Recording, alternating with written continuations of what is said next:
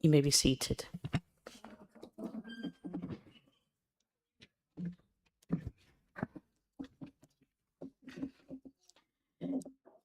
Anyone is welcome to record this meeting, provided they do not disturb the conduct of the meeting.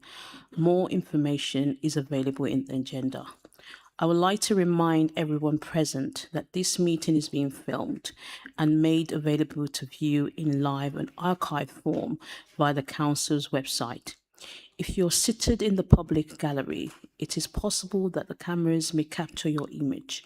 If you wish to avoid being filmed, it is recommended you make a member of staff aware and they will direct you where to sit. The West Gate gates are locked after sunset, and the members of the public should leave the Guildhall by the side exit behind the glass door. Should a firm fire alarm sound, please leave the nearest safe exit. The assembly point will be outside Cafe des Amis. Do we have any apologies? We have apologies from Councillor Edwards, Councillor Liz Harvey and Councillor Nolan. Thank you. I invite Councillor... Yeah. Sorry, Lord Mayor. I've had apologies today from Councillor Worley. Thank you. I invite Councillor Baldock, Councillor Sol and Karnak and the Green Group leader to each make statement that any declarations of interest by members of their respective groups are declared again by any of those members present at this meeting. Thank you, Lord Mayor. Any declarations of interest made by members of the Labour Group are declared again and those present by those present at its meeting. Same for the Lib Dem Group, Lord Mayor. Lord Mayor, same for the Conservative Group. Thank you. Would any other member like to make any other declaration at this point? Item 3 on the agenda. We have a petition for this meeting. Could I invite Monica Becker Cowling to present their petition? You have 3 minutes to cover your points.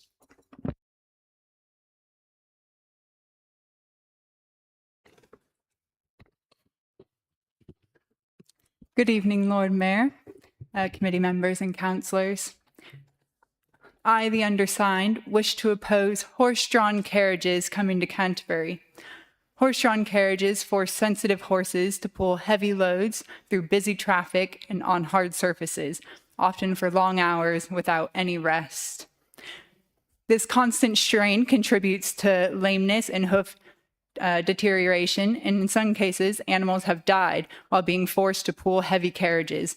In August 2025, a horse named Lady collapsed and died after attached to a carriage on a New York City street. Another horse also recently collapsed while carrying tourists in Dublin. Horses are naturally skittish animals.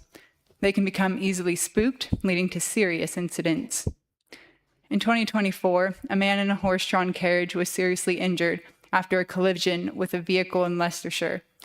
Meanwhile, in New South Wales, a horse bolted, throwing 2 teenagers from a carriage and plowing into a crowd, injuring 2 more people. Many cities around the world, including Brussels, Montreal, Toronto, and Las Vegas, have taken the progressive step to ban horse-drawn carriages. Will Canterbury please join them? After Brussels banned horse-drawn carriages, the city introduced electric horseless carriages that allow tourists to explore the city while leaving horses in peace. Please support modern initiatives like this and don't allow exploitative animal experiences on council land. Thank you for your time. Thank you, Monica. This petition is received by Council without debate, and it will be referred to the relevant committee and Cabinet for a report by officers. The petitioner will be advised of the date of the meeting the petition will be put to and given the opportunity to speak again at that meeting. Thank you very much. I would like to note the recent passing of Betty Burke, who previously served this council as Lady Mayoress in 1992. I would also like to acknowledge the recent sad passing of former councillor Iris Law, who served this council from 1991 to 1995. During her time in office, she was a councillor for Heron Ward and was sheriff in 1992. I would like to mark their service by inviting councillors to observe a short moment of silence.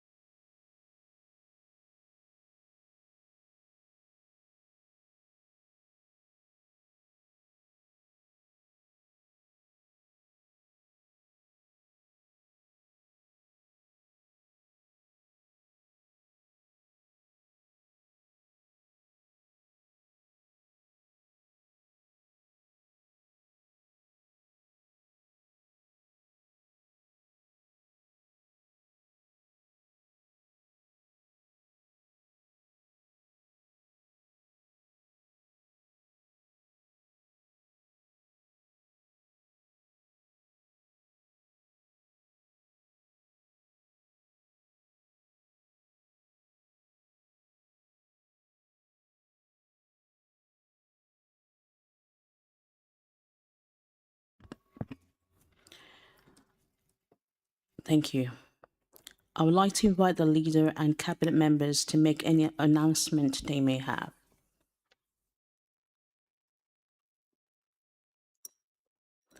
Councillor Dawkins.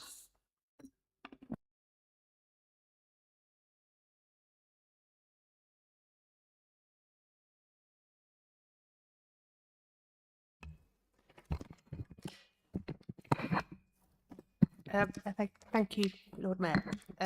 Yeah, just a couple of announcements, but probably stuff that you already know. But one is that obviously a lot of you know that the draft biodiversity strategy is out at the moment, and it's had 3 public presentations.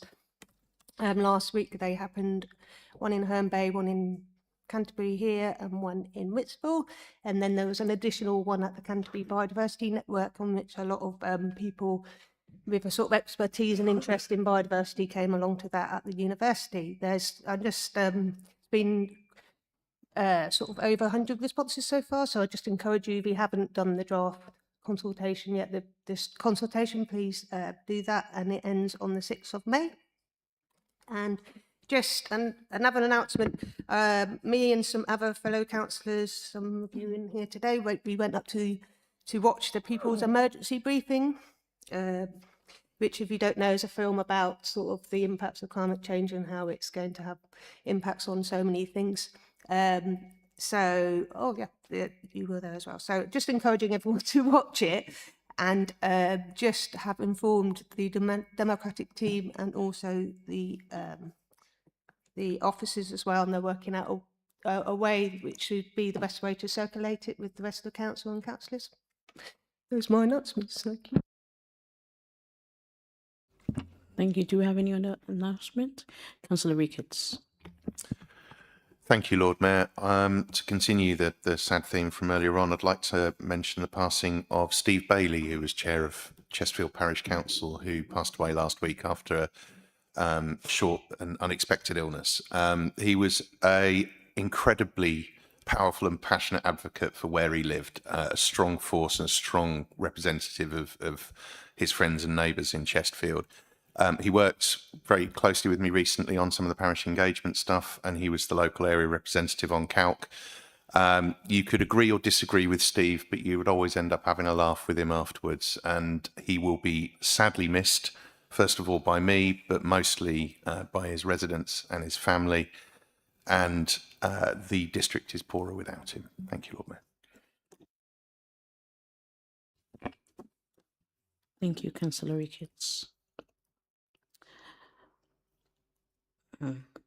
Joint Chief Executives, do you have any announcements? No, Lord Mayor. There were no recommendations to full council from Cabinet. Item 6, Next, we have the recommendations from the General Purposes Committee in relation to the Community Governance Review Terms of Reference. I'd like to invite Councillor Flanagan to propose the recommendations as set out in item 6A in the agenda supplement, and Councillor Brady to second them. Please note the minutes for the meeting have now been published as a supplement for the meeting. Option 1, that the terms of reference for the Community Governance Review be approved, effectively launching the first round of public consultation. Thank you, Lord Mayor. You've done it for me. I would like to propose a recommendation made by the General Purposes Committee at its meeting on the 22nd of April, that being option 1, that the terms of reference for the Community Governance Review be approved, effectively launching the first round of public consultation. Happy to second, Lord Mayor. These recommendations can be debated and amended. Would any member like to speak?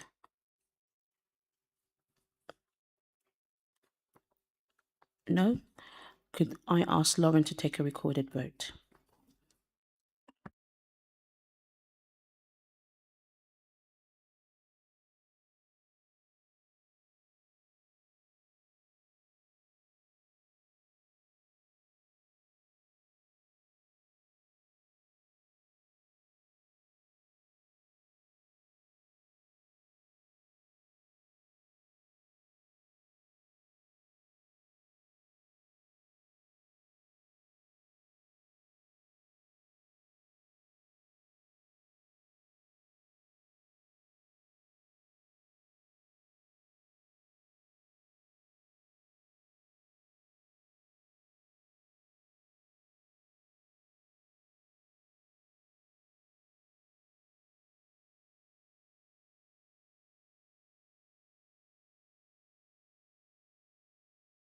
That was carried with 34 in support, 1 abstained. Thank you. Next, we have the recommendations from the Governors Committee in relation to constitution updates. I would like to invite Councillor Baldock to propose the recommendations items A to H as set out at item 6B in the agenda, and Councillor Jupe to second them.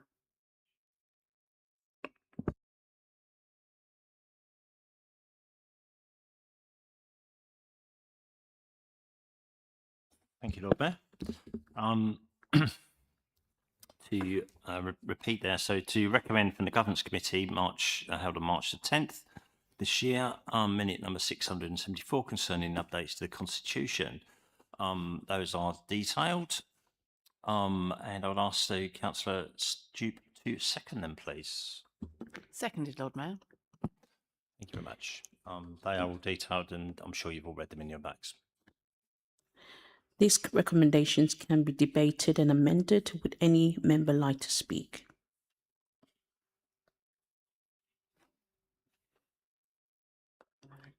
No? Could I ask Lauren to take a recorded vote?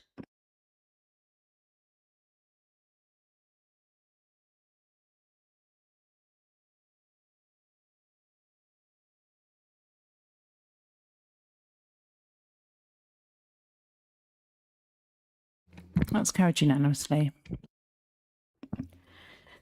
Thank you.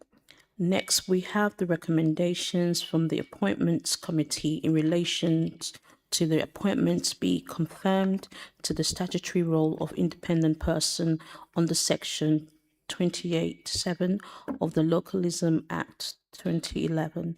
I'd like to invite Councillor Baldock to propose the recommendations as set out in item C6C in the agenda, and Councillor Hazelton to second them. Thank you, Lord Mayor. This again was a fairly straightforward event. I think we're fine. So we've got some good appointments. So the appointment be confirmed to the statutory role of independent person under Section 228(7) of the Localism Act 2011. And we were able to appoint the following persons for a 4-year period.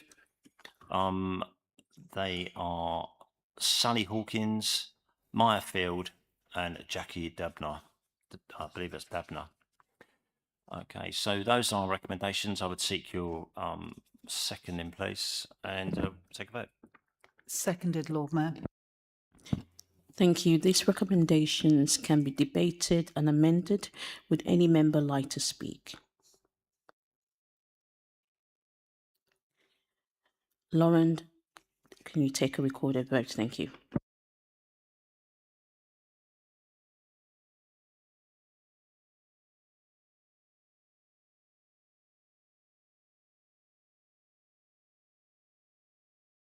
That's carried unanimously. Thank you. We have 3 questions for the meeting. There is an overall limit of 30 minutes for all councillor questions. Each questionnaire will have 1 minute to put their question and 3 minutes is allowed for the response. Each questionnaire will also be allowed to ask 1 supplementary question, which the respondent to the original question may answer. No other contribution is allowed. If we do not have time to cover all 3 questions, any questions that have not been put will be circulated by email along with a written response. Can I invite Councillor Bothwell to put their first question? Thank you, Lord Mayor. My question is, are there more incidents of illegal waste dumping, including fly tipping, in this district compared to, say, 5 years ago? And if so, what measures is this council taking to tackle the serious problem? Thank you. Can I invite Councillor Charlotte Cornell as Cabinet Member for Council Services, Culture and Heritage to make their response? Thank you very much. Illegal waste dumping and fly tipping are rising nationally. Nationally, there was a 9% rise last year, and indeed rising locally, driven by higher disposal costs, misuse of service, and increased organised waste crime. Environmental crimes like this are unacceptable and create eyesores. They're damaging to wildlife and our environment and damage our public spaces.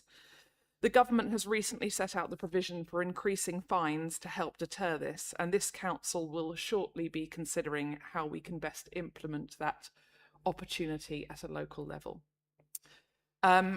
Public portals suggest that local reports of fly tipping and illegal waste dumping have increased from 2,200 in 2021 to 4,700 in 2025, and this understates the total demand. Alongside domestic incidents, we're seeing increased commercial waste crime linked to organised crime groups. And as you'll see from the county-wide reports, the most common fly-tipped items are fridges, freezers, televisions, and cannabis plants. We lead multi-operation responses with partners such as Kent Police, the Environment Agency, the DVLA, the Driver and Vehicle Standards Agency, His Majesty's Revenue and Customs, and the Department for Work and Pensions, alongside Kent County Council, to disrupt the illegal waste carriage. The joint working here was recently recognised by the Kent Police and Crime Commissioner as an example of excellent practice. We do prioritise rapid attendance and clearance on public land, typically within 24 hours to 2 working days. We do also recognise that prevention and education is key. Our officers currently deliver sessions to students at Canterbury College, attending the countryside management course there. And we're working with our neighbouring and other councils across Kent to develop a rapid trigger plan for large-scale fly tipping so that we have a consistent approach across boundaries. As a council, we've also reduced this financial year the cost of bulky waste collections, as we recognise that affordability can play a role in fly tipping. And should other councillors bring forward suggestions to that ilk to continue in future, we'd be very receptive to listening. Thank you. Councillor Bothwell, you may ask 1 supplementary question. No, thank you very much for the response. I have no further questions. Thank you. Thank you. Can I invite Councillor Heaver to put their first question? Thank you, Lord Mayor. A Whitstable resident recently asked Canterbury City Council for advice on installing an air source heat pump. He was advised to make a full planning application and charged in excess of £650, making the installation cost prohibitive, even though this is clearly stated as permitted development. This individual complaint is still under investigation, but given the energy crisis, climate crisis and cost of living crisis, can you please provide assurance that this council will do more to encourage and support local residents looking to invest in green energy solutions like heat pumps and solar panels and ensure unnecessary barriers are not put in place to this happening? Thank you. Can I invite Councillor Dawkins as Cabinet Member for Environmental and Climate Change to make the response?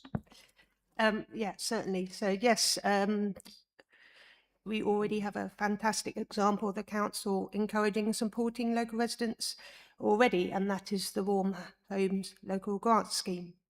The council is using 1.5 million in government cash to help residents install solar panels of air source heat pumps and improve their installations. So please, if you can, continue to spread the word on this. The scheme is open to householders in certain low income areas, and we've already written to those people, and those in receipt of certain mean tested benefits, or householders with an income below 36,000 PA, or where the size of their rent or mortgage payment push them into fuel poverty. So as you know, the council also received 18 million, and we're spending that to retrofit council homes too. Around 11 million of that is coming from the government's Warm Homes Social Housing Fund, and the rest because from us, because we agree with you, this is our top priority. But in relation to the case you have mentioned, as you say, that is an individual case, and but many other residents are not having any issues with planning, so I think there might be a specific issue here. But in general, people can put small air source heat pumps on buildings in conservation areas at ground level where they don't front a highway. However, this does not apply if the noise levels from the pump exceed specified levels that would cause unacceptable noise and disturbance nearby neighbours. The council website links people to the Plan X system, which provides a simple guide for the public as to what does and doesn't require planning permission. Planning permission would be needed for a larger or noisier heat pump or where the heat pump fronts a highway. The fee for this is set by the government and we don't have any discretion to waive it. I also wanted to mention the Switch Together scheme, which has an excellent sign-up this year for our district's residents, coming second in success rate behind Ashford. If you haven't heard of the scheme, it's very similar to the solar scheme, but this time adding heat pumps to the scheme. It's a scheme whereby after sign-up, it goes out to the contractors, to get the best deal for the residents. So if they're having a number of contracts to them, it gives them that assurance to be able to sort of come up with something that's cost efficient, cheaper cost for residents. So the answer is yes, we're doing quite a lot to support our residents and encourage people to take up heat pumps. Thank you. Thank you. Councillor Heaver, you may ask one supplementary question. Thanks very much, Lord Mayor. A very quick supplementary, if I may, and thank you. The Warm Houses scheme and the Solar Together and Solar Switch, all very welcome. This is more specific to planning advice given to residents. Would the Cabinet member consider investigating putting some simple advisory information on the website so that people thinking of making that investment, but not through the schemes she's mentioned, even though of course they're very welcome, so it's less confusing and it's less likely for residents to get the wrong information? Thanks. Councillor Dawkins? Yeah, so as I said in the earlier response, there is a website link on our website providing simply a guide for the public, but I totally appreciate what you're saying, and I'm happy to have a chat with you to work out together how we might make that possible. Okay, thanks. Thank you. Can I invite Councillor Heaver to put their second question? Thank you very much, Lord Mayor. Second question. Given the acute public concern about local infrastructure delivery, or the lack of it, and noting the decision by Cabinet to adopt amended Community Infrastructure Levy, or CIL, governance arrangements on March the 18th this year, can the appropriate Cabinet member please explain why only £60,000 of CIL was spent in 2024-25 to improve local infrastructure, while it seems there was 2.89 million remaining available and still unused? Can I invite Councillor Baldock-Leader to make their response? Yes, of course, Lord Mayor. Councillor Heaver. Our Regulation 19 local plan, as it's required to do, sets out a new infrastructure delivery plan and revised infrastructure list. The intention of the community infrastructure levy will be the intention is the community infrastructure levy will be allocated to projects that support the delivery of the draft Regulation 19 local plan and the infrastructure delivery plan. The community infrastructure levy in this council will be the main will in the main provide funding towards the evolving infrastructure needed to support the cumulative effects of smaller developments and the district-wide strategic transport improvements. I'll remind Councillor Heaver that SIL money is dependent on development coming forward that's been allocated to the local plan and not the Green Party porcelain piggy bank. You will recall that you and your party voted against this administration's Regulation 19 local plan proposal, and as such, Councillor, SIL funding that was subject to the question is affected by that thought process that you have at that time. However, to the real world again, the scale of the infrastructure required to underpin the Reg 19 local plan, including significant strategic investment in public transport and walking, cycling infrastructure, along with schools and health in close liaison with KCC, and the Open Spaces project is a sizable amount of SIL and is required before any part of that allocation is deliverable. We will target strategic SIL spending through the cross-party SIL spending advisory group, approved on the Cabinet on the 18th of March, as you know. That group will meet during the summer. I hope your party will take a place on that group and consider the allocation of SIL monies to specific projects consistently. We expect the first schemes and allocations to be agreed this year, and the lion's share being linked to delivery of the Regulation 19 transport strategy, and create the way that can become embedded, and we move towards active travel, delivering a policy to get cars off the road and encourage active travel for those that can. The Green Party, your party, voted against that as well by rejecting the local plan. Fortunately, this administration, in contrast, is both realistic, pragmatic and determined to deliver the benefits of SIL strategic spending effectively through our action and our policies, achieving the best outcome possible for this and future generations, and not focus on short-term sound bites, misinformation, undeliverable promises, all served up as clickbait, because it is easy, unaccountable, and is done not to involve difficult decisions. So, Councillor Heaver, please reflect on what you said. Thank you. Thank you, Councillor Heaver. You may ask one supplementary question. Thank you very much, Lord Mayor.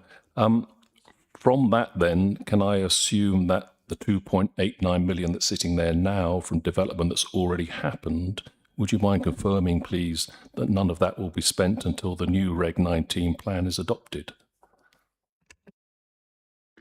We'll be looking at the SIL list, and we will call down off that list. And if you're on that committee, I know that you'll be making the decision to spend that 2.9 million, which is in fact a little bit more than 2.9 million at this moment in time. So over to you guys to bring that together against the list that's already created. And of course, you rejected in the local plan.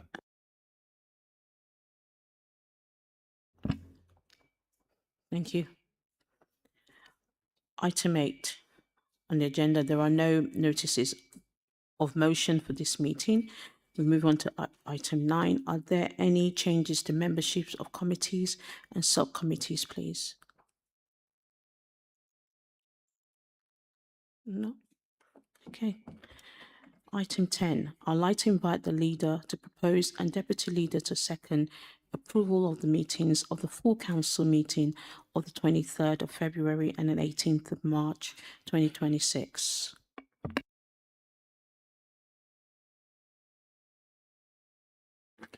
Thank you, Lord Mayor.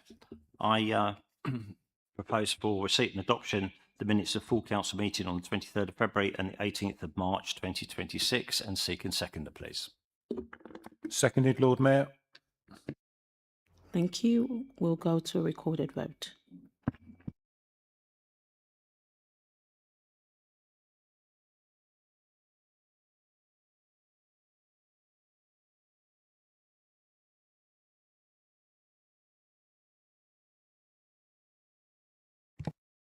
That's carried unanimously. Thank you. Can I invite the Joint Chief Executive to speak?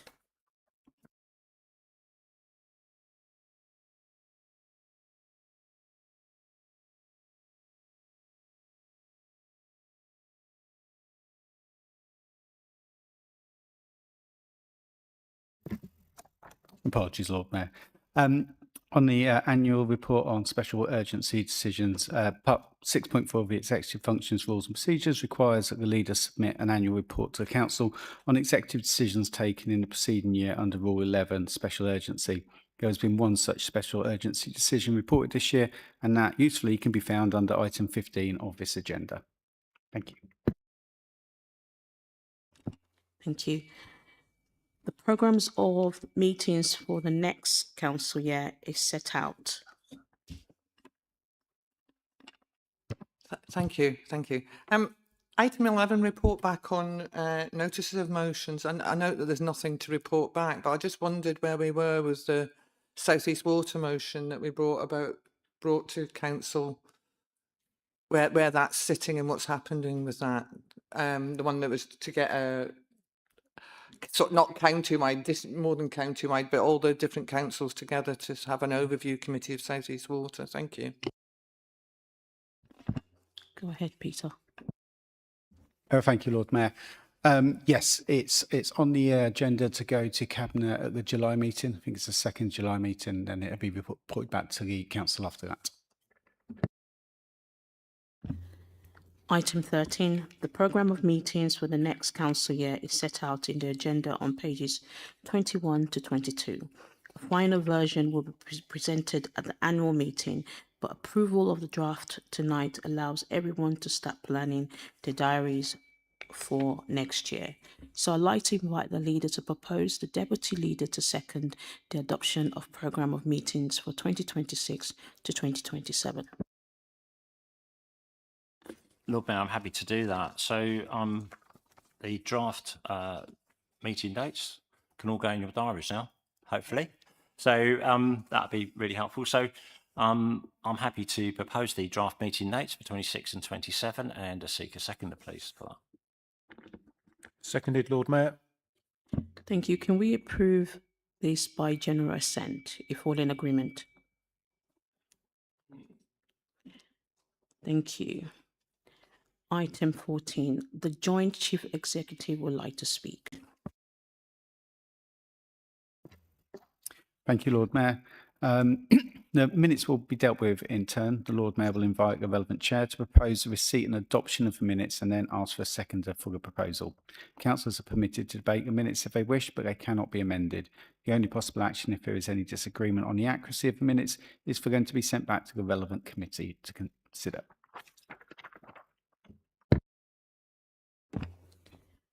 Thank you. Can I invite Councillor Brady to propose and someone to second the audit committee meeting, 1st of April 2025?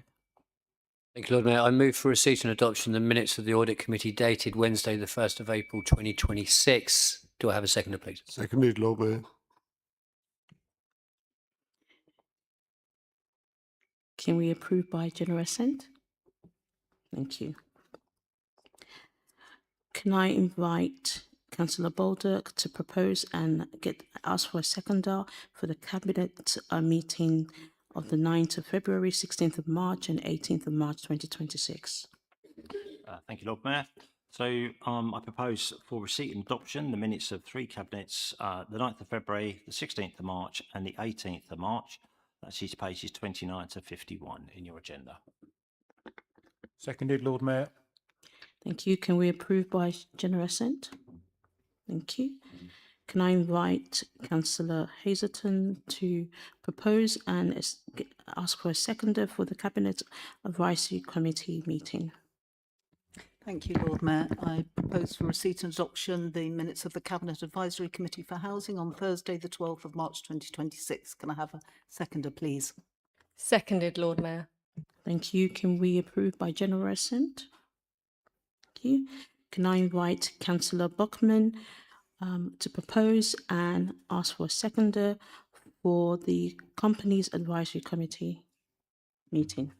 Thank you. I propose for receipt and adoption of the minutes of the Company Advisory Committee held on the 26th of February on pages 37 to 65. Can I have a seconder, please? Seconded, Lord Mayor. Could we approve by general assent? Thank you. Can I ask Councillor Baldock to propose and ask for a seconder for the Governance Committee meeting? Yes, Lord Mayor. So propose for receipt and adoption the minutes of the Governance Committee dated the 10th of March 2026, pages 66 to 71 in your agenda, please. Seconded again, Lord Mayor. Thank you. Can we approve by general assent?